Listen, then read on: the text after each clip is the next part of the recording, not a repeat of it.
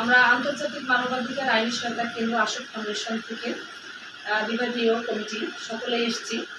আজকে ওর নাম হচ্ছে তাহিদুল ইসলাম তাহিদ। মূলত সে একটা নেশার কবলে করে একটা ছোট মেয়ের সাথে আসক্ত হয় এবং নেশায় আসক্ত। তো এই দিকগুলো যখন আমরা জানতে পারি তখন আমরা তার পরিবারের কাছে ছুটে আসি এবং তার কাছে ছুটে আসি।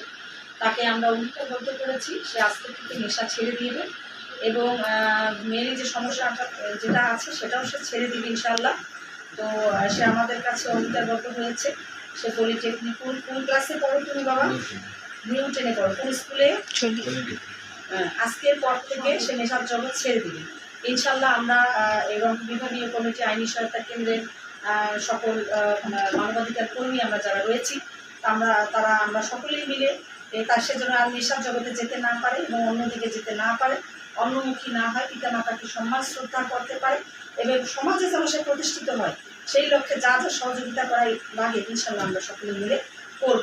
কি আমরা তোমার সাথে থাকলে তুমি ইনশাল্লাহ ভালো পথে আসবা তো?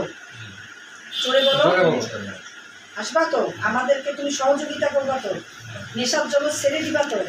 ধন্যবাদ তোমাকে। তো সকলেই আমাদের জন্য দোয়া করবেন, আমরা যেন সমাজে এভাবে সকলের পাশে দাঁড়াতে পারি। আসসালামু আলাইকুম।